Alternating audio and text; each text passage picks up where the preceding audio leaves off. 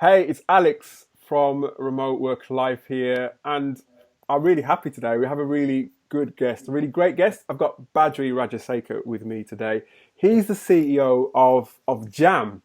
Now, Jam is a tech business, and Jam's very different. And the reason I've got a massive smile on my face is because Jam is all about having fun. And, when as remote workers, especially in this current climate, we not many people are speaking about having fun, but this is what Jam is all about because Jam is a lightweight video collaboration app for remote teams. So think about if Slack and Zoom were to have a baby. This is basically what Jam offers. So, like I said, massive smile on my face because we're going to be talking today about having fun with remote teams. So, Badri, I just wanted to say a massive thank you for joining us today.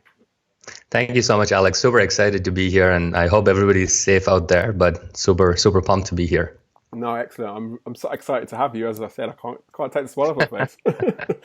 No, so Badri, like I said, he's the CEO of Jam, and he's had a really interesting background, and he's overcome some challenges. Actually, we were talking just before we got on air, and he's overcome some really tough challenges to really create something that is very much needed, not just in the remote world in general, but like I said, now in a sort of this sort of day and age that we're in, and the sort of changes that we're going through now, fun is a really important thing. So, what I wanted to do really is just really, Badri, just to find out about you and how you progressed in your career, because you've had a very successful career, to being where you are now as CEO of Jam. Yeah, it's been an interesting journey for me, and it's a lot of irrational decision making, as I was as I was talking to you about. At my heart, I'm mostly like a product technologist, right? So I grew up in Chennai, which is like a small city in southern India. Like a lot of kids in my generation, I was super into coding and technology and playing video games and stuff like that. Eventually moved to the United States to go to school, studied computer science, and then went on to work for Microsoft up in Seattle. And had a great time. Had a great time working for Microsoft and sort of being in Seattle. I didn't like the weather in Seattle, of course, but outside of that, it was fantastic. But sometime around 2007, I was into photography and video and stuff like that, and that was sort of the big sort of boom of YouTube.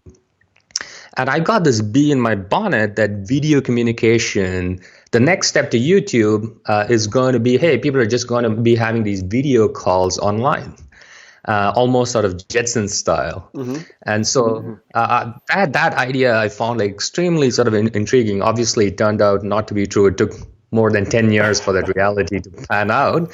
But at that point, I was super excited about this idea. And so in November of 2008, actually, I quit Microsoft, decided to pack up my bags, move back to California, join a small group of people who are building a company called TalkBox, which is a video API platform, a sort of real-time video platform. And if you remember, 2008, September of 2008 is when we had the financial crisis. Mm-hmm. And November of 2008, I decided to quit my cushy job at Microsoft, move to the Bay Area. Everybody thought I was nuts. I probably was nuts for having done that. But it was mostly driven by this excitement around sort of video and the future of video. Like I said, we spent a bunch of years building our TalkBox, and somewhere along the way, we got acquired by Telefonica, which is the Spanish carrier. And all of a sudden, we went from having this fairly localized team in California to now being part of a much more globally distributed team that is spread across London, Madrid, Barcelona, Perth, Sydney, a whole bunch of locations, right?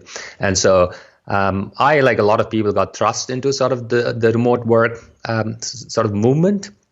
And at the same time, we were also a video API platform. We were also a video company. We were trying to do a lot of like video conferencing in the early days. And what I quickly realized was It's the remote work movement is the future. There's no question about it, right? There's incredible talent available all over the world. It is a lot of fun to actually sort of work in a remote and distributed team. You have a great deal of flexibility, but at the same time, because we came from a video background, we were also thinking about why what can we do to make it much more fun and lightweight. Mm-hmm.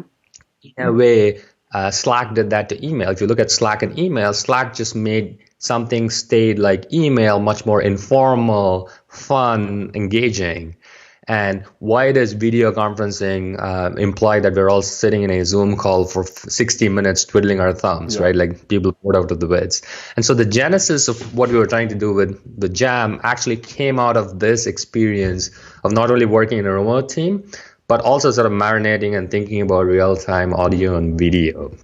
And so eventually that's what got us to sort of thinking about, hey, what's the future of video in the workplace look like? And large parts of that we thought was about being intentional about culture, and large parts of building that culture is about enabling that camaraderie and the fun element you spoke about. Mm-hmm.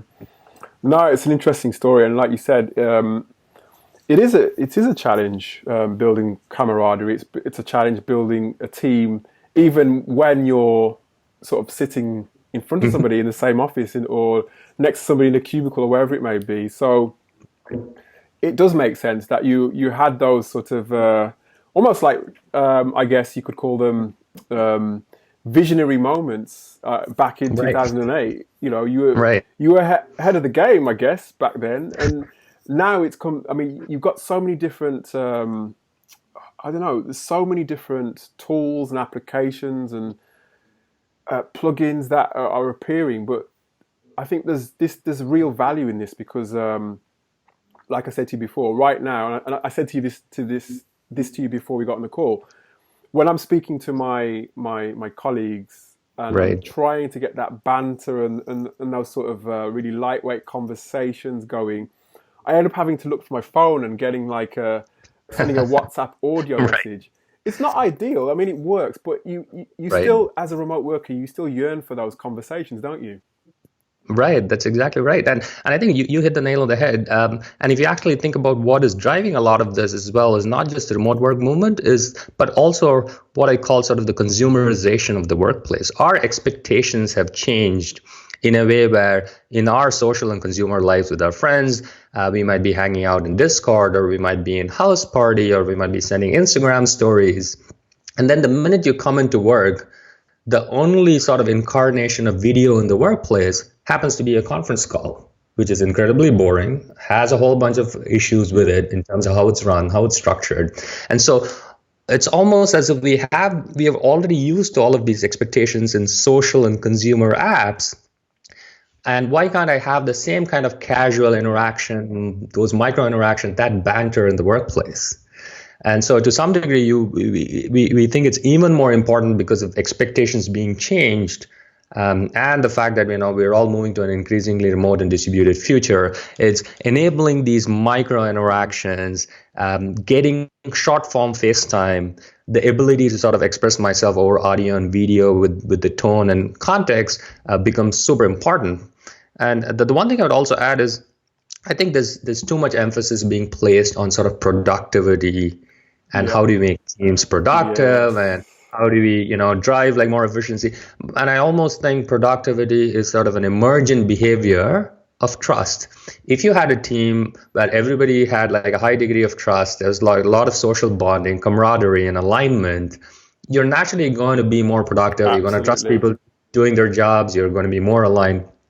So I think there's got to be a shift, and we think there is a shift happening where we've got to think in terms of sort of social cohesion. We've got to think in terms of trust. We've got to think in terms of alignment and culture. And how do you put in the tools in place? How do you hire for those characteristics? How do you build the team with that as sort of your foundational principle? And then productivity and efficiency and all of that has got to be sort of emergent byproducts of building out that organization. I love that. And I think well-being actually is another conversation that this that Jam could get involved in as well, because all those things you just mentioned there, Badri, when you can have just those like spontaneous conversations and spontaneous interactions, then you can just, it's easy to have a conversation, isn't it? Because what we find as remote workers and remote managers, we find that what I often hear that the expression sort of like you have to be deliberate. So you have to be deliberate about, your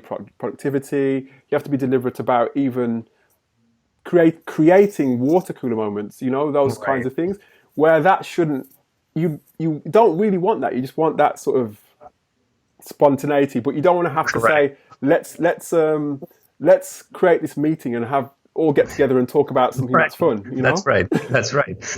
It's and that's what's happening in a lot of organizations. If you look at it right now, it's like people are scheduling social events, and to some degree, that's sort of the opposite of what you want to do. You don't want to say, hey, let's get on a call between 4 and 5 p.m. and then we're going to have fun. Right? It's got to be much more natural, and it's got to be about how do you enable those spontaneous moments of magic. Mm-hmm. Definitely. And well, like I said, it's something that this technology, this way of thinking, I suppose, is, I guess, what a lot of these apps are trying to create. But it looks like you've managed to nail it. So, what I wanted to know, I mean, there've been challenges getting here for you, haven't there? Because, like you said, you're emerging, or your ideas were emerging at a time when it was quite, I guess, quite tough. Economic downturn. Right. How did you know? I mean, I suppose that this was, because I guess between 2008 and now, it's quite a lot of time has passed there. What challenges have you faced there? Yeah, it's kind of an interesting question you ask, right? Like when we first started out, we had this like crazy vision, right? Like at that point in 2008, we were like, hey, YouTube is big. People are uploading videos. The natural next step is people are going to have conversations in the browser. Now that didn't work out for a multitude of reasons back then, because network connectivity was not as good as it is right now, right? Like 10 years ago, like people were on really crappy, people were still using like dial-up modems and stuff like that in certain places, cable modems, right?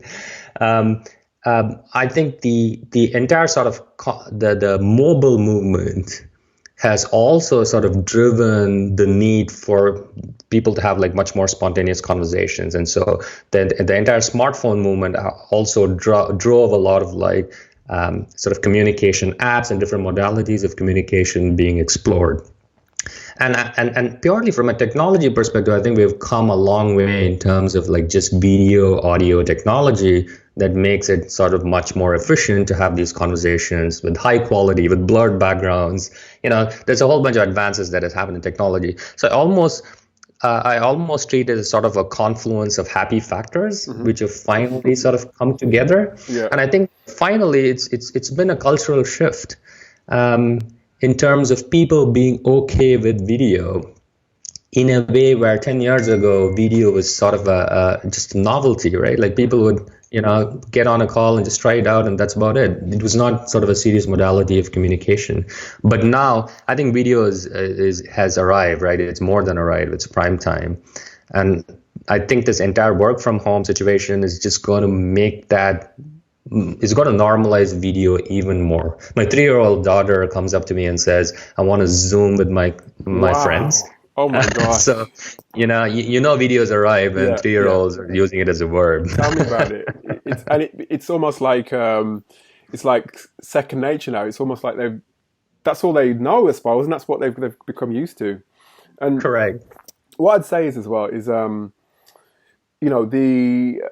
whole idea of I guess remote work itself. You talk about a cultural shift. I think there's a even within this whole I guess crisis, I suppose you could say, that we're going through at the moment. Right. There's even a new cultural shift even within that, because there's those people that we were already on board with remote work, so we've been doing it for such a long time, but then there's certain people through no fault of their own have been forced to work remotely, so they're having to get used to even things like Zoom and things like Skype and all that sort of thing.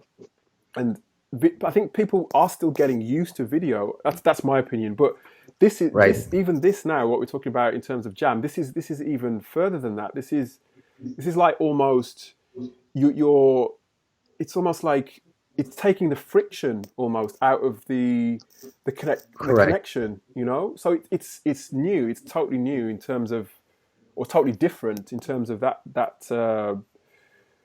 You know, because with Skype you download it and then you Right. have to arrange that meeting and all this sort of thing. So Right. this is the new cultural shift, I would say.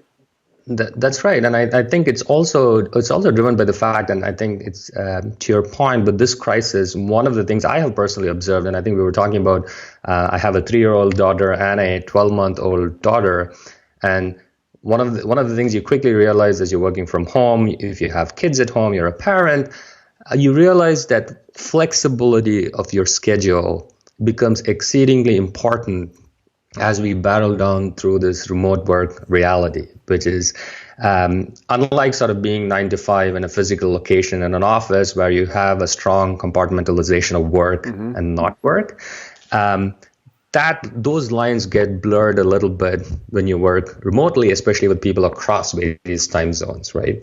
And then you couple that with the fact that not all of us are available at the same time.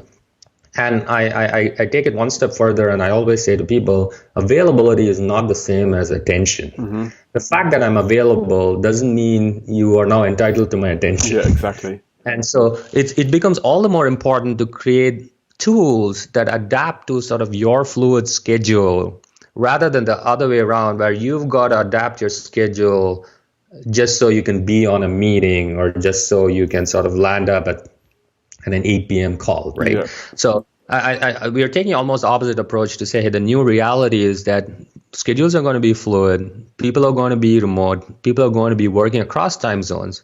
People want to feel connected without having to be always on.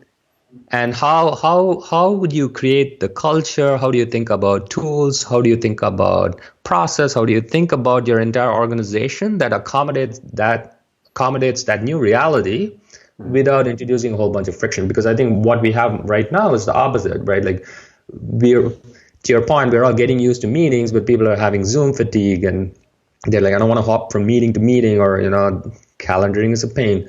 You know, I think the tools have not adapted to the reality of what we face.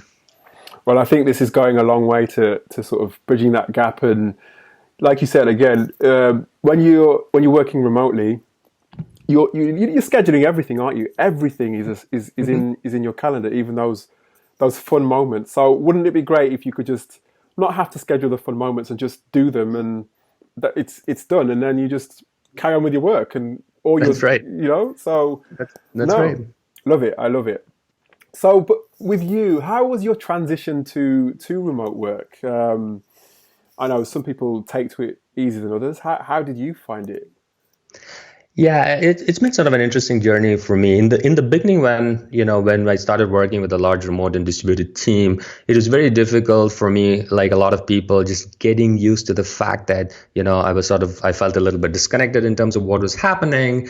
And as a lot of like a lot of leaders do, I was trying to solve that using process, right? How do you make things more efficient? How do you document things, in a more structured way? And to some degree, my epiphany was, it's not about process, right? Culture is process.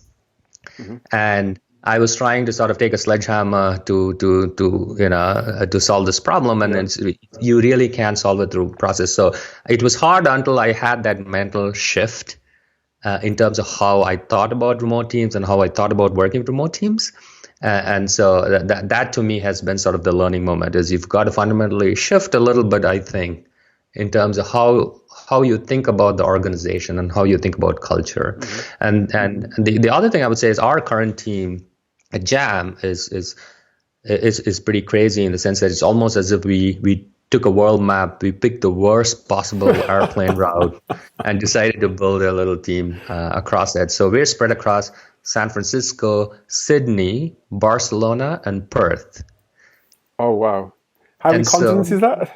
That's like three. That's 3 continents, right? And if you actually think about it, the only time we can all get together as a team is a 60-minute window per day. which is 11 p.m. San Francisco time to midnight San Francisco time. That's the only time we can all get together, right?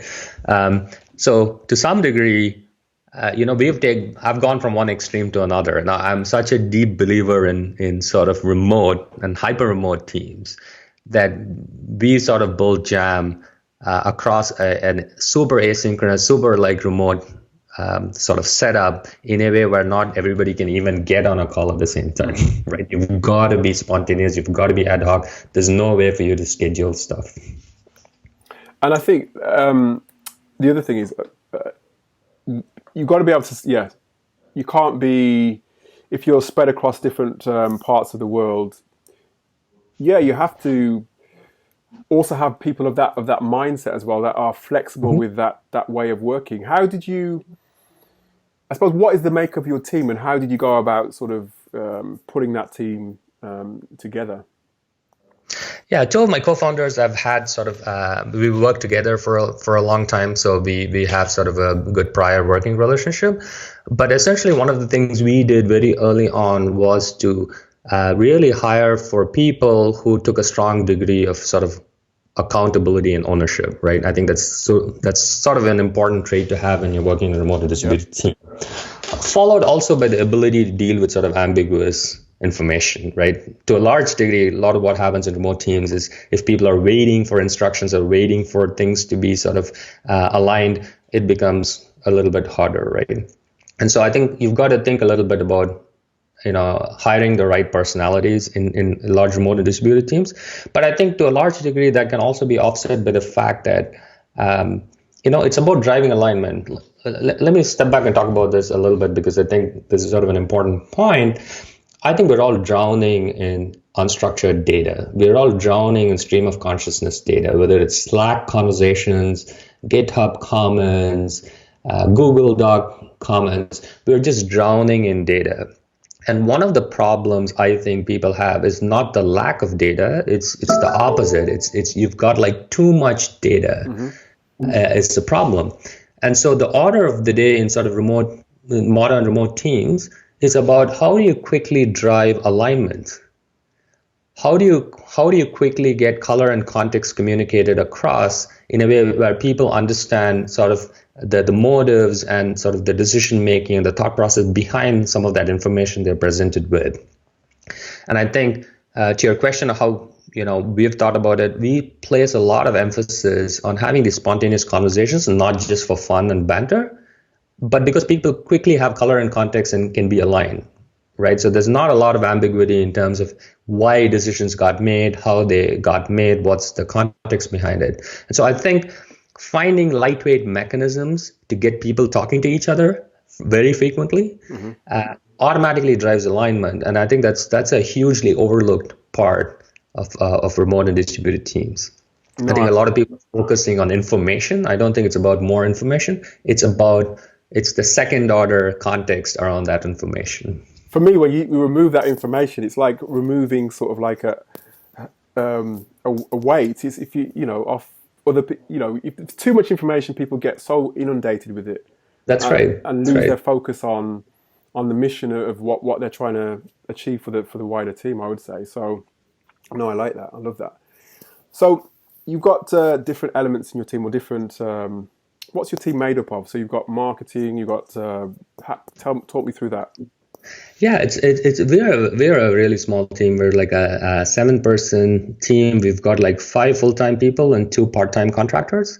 And the 5 full-time people are mostly just engineers and like 1 product person, which is across these 4 locations. Our 2 contractors, part-time contractors, are marketing folks, but they're based here in San Francisco Bay Area. But the 5-person team, the core team which we have, is actually spread across 4 cities and 3 continents. Right. So, okay, great. And let's get a bit more into the detail then about how do you guys then in your team have those spontaneous moments? How do you and your team have fun then? It's a lot of, so we do a couple of things. Obviously, we have, just like a lot of other teams, we use Slack, and we have a lot of like banter and Giphy and sort of, fun stuff on Slack, which I think is sort of important. We also use Jam to have a lot of sort of asynchronous, sort of we record like little goofy videos and send it over. We use it to celebrate like interesting moments. You can record little video avatars for yourself. So every time somebody did something crazy, we record like, crazy little video avatars for ourselves to sort of celebrate those moments. But I think it's important for people to sort of get together and do fun things in spontaneous ways. The other day, me and my co-founder Adam, we randomly sort of, were talking to each other, and suddenly we started playing this game called Type Racer. Okay. Where it's a multiplayer game where both of you start typing at the same time. Type Racer, and it basically just shows who can type faster. And so there's a leaderboard of all the people who can board fastest typers.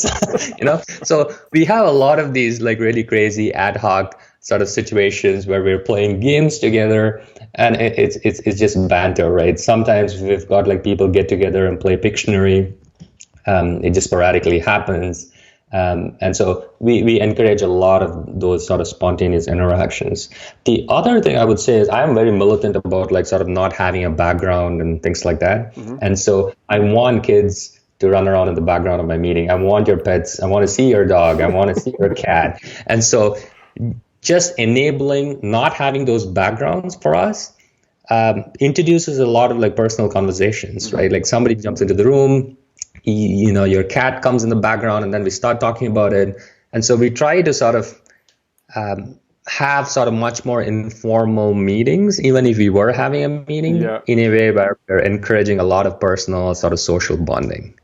I love that, because I think there's this probably a misconception about remote workers and work from home, that it's just about putting your feet up or just sort of, sitting at home with your dog. But I think, like you said, it's about creating an environment that you are really comfortable in, that suits you, and that it puts your mind at ease to the point that you're then so at ease that you can relax and you can do your best work, right? So that's right. I love that.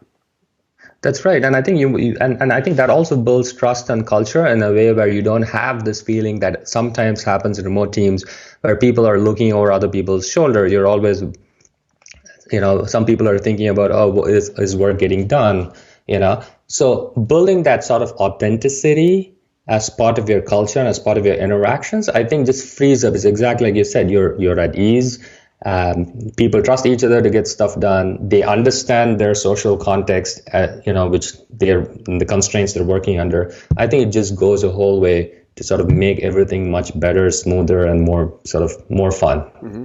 No, I like that actually. And I was speaking to an agency CEO, remote CEO agency leader, and he was talking about the creativity side of things. And when he first started working remotely, he had real creativity blocks, and he couldn't really figure out why, because he was new to it.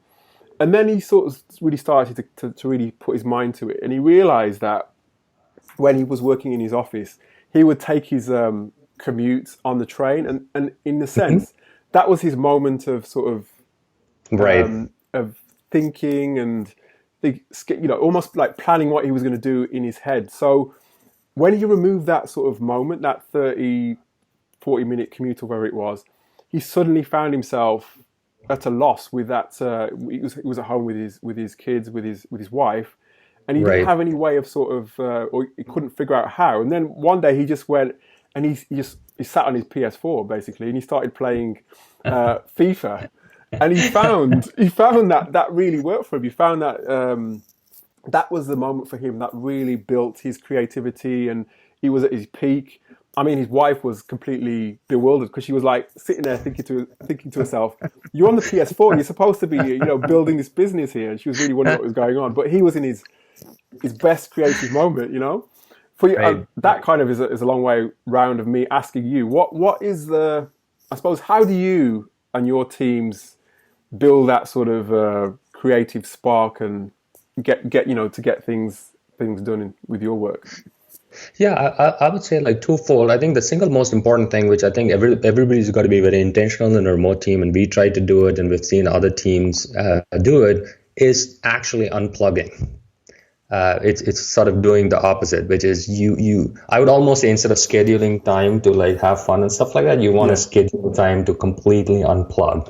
And so one of our teammates, he loves to bike and run. He basically takes a block off in the afternoon, in the middle of the day, and he goes running or he goes biking. Mm-hmm.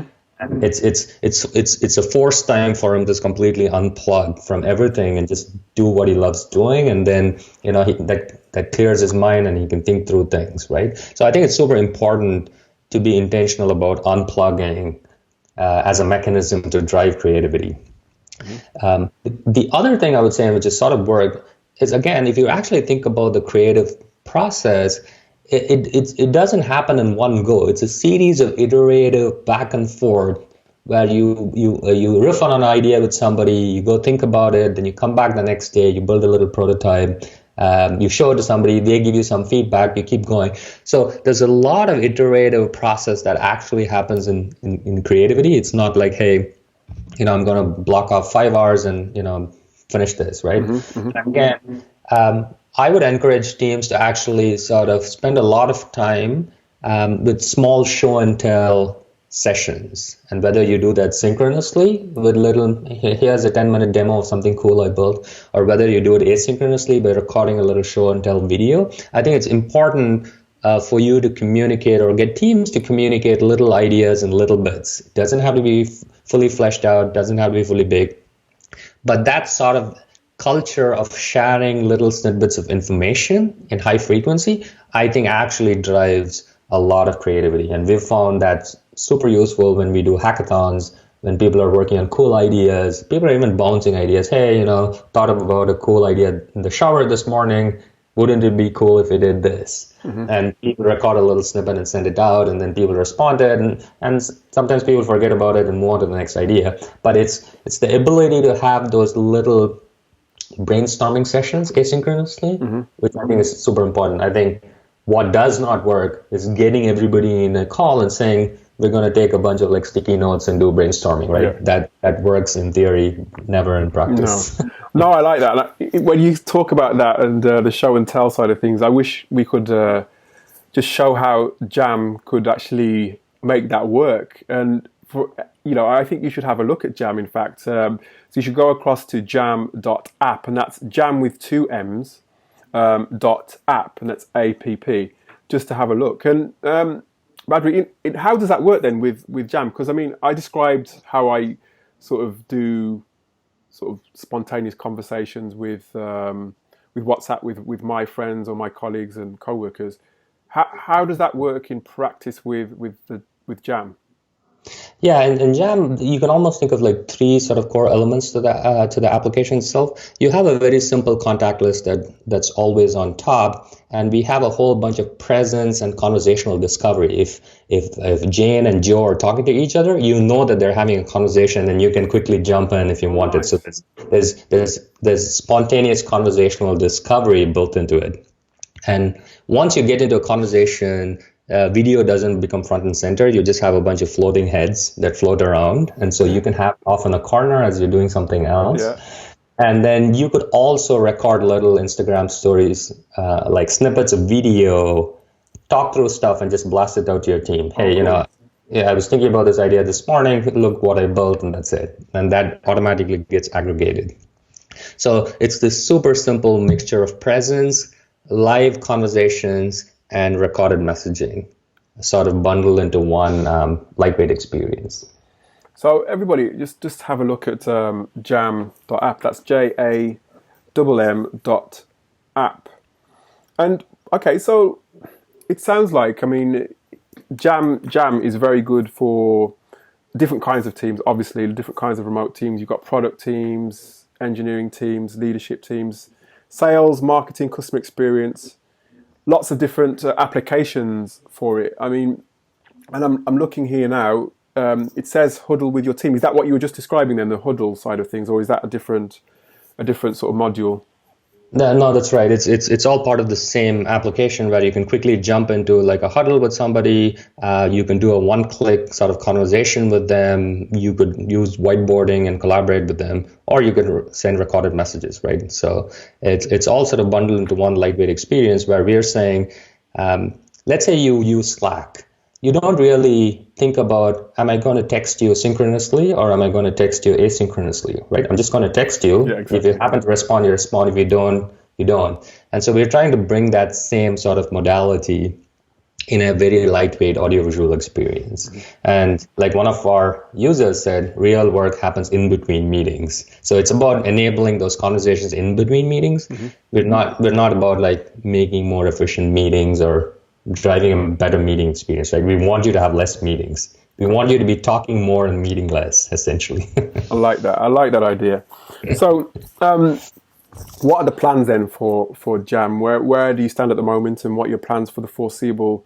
And yeah, it's difficult right now, obviously, with what's going on. But what do you foresee for Jam in the coming months? Yeah, we're just excited to play a part in sort of the remote work ecosystem, right? We really think that the entire remote work ecosystem is undergoing like a really good renaissance in terms of people thinking about process, culture, tools, the entire ecosystem.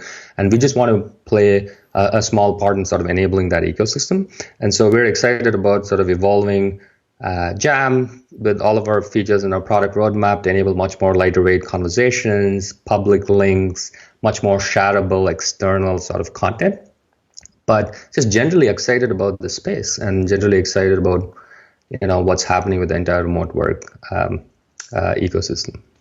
And finally, what about you? What you? I mean, I know you recently. You're a father. What are your plans? Or anything? Personally, I know again, it's not an easy time to sort of make too many plans for ahead. But what about you? No, I'm just eager to like, once this is all over, we can't wait to take a vacation somewhere. I've been like stuck at home for a long time. It's hopefully the dust settles soon for everybody's sake and we can all go out there and, do something fun. So I'm just balancing. I think I was telling you when I started Jam, my 12-month-old second daughter was just born. And so, we've been like wrangling both trying to build a company and have a newborn baby at home, which has been sort of an interesting challenge. So I'm looking forward to once the dust settles, and taking a couple of days off and, traveling somewhere. You and me both. Well, we will certainly be keeping our eye on Jam and you as well, Badri, just to see your progress. And what I will do is I will put the URL to Jam in the show notes and a link to your profile as well, so people can learn a bit more. So that is you can find Jam at JAMM.app. That's APP. So that's jam.app. So Badri, I just wanted to say a massive thank you to you for joining me today on the Remote Work Life podcast, and all the best with Jam, and we'll keep in touch to see how you're getting on in the future. Thank you so much, Alex. It's been like incredible sort of being in the podcast. So thank you so much for having me, and stay safe out there. Thank you. Anytime.